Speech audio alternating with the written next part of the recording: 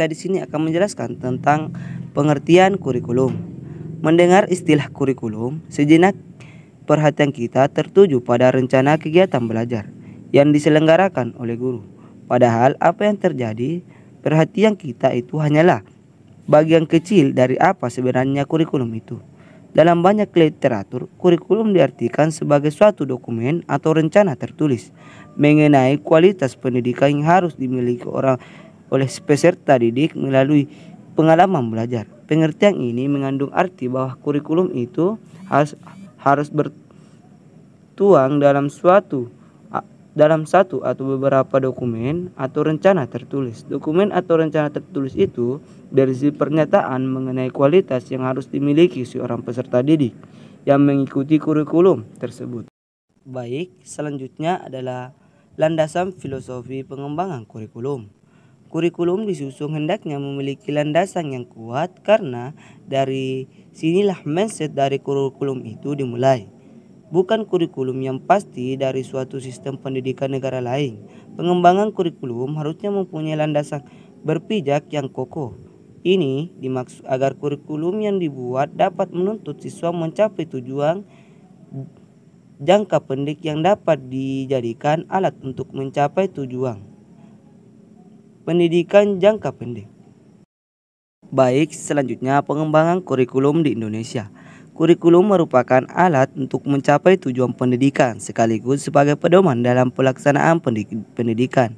Kurikulum mencapai falsafah hidup bangsa, ke arah mana dan bagaimana bentuk kehidupan itu kelak akan ditentukan oleh kurikulum yang digunakan oleh bangsa tersebut.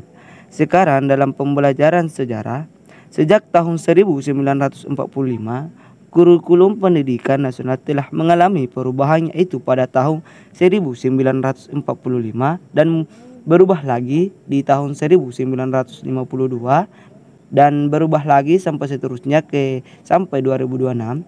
Perubahan tersebut merupakan konsekuensi logis dari terjadinya perubahan sistem politik, sosial, budaya, ekonomi, dan iptek dalam masyarakat berbangsa dan bernegara.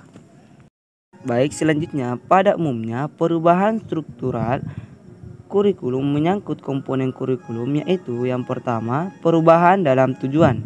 Perubahan ini didasarkan kepada pandangan hidup manusia dan falsafah bangsa. Tanpa tujuan yang jelas tidak akan membawa perubahan yang berarti dan tidak ada petunjuk kemana pendidikan diarahkan. Baik, yang kedua perubahan isi dan struktur perubahan.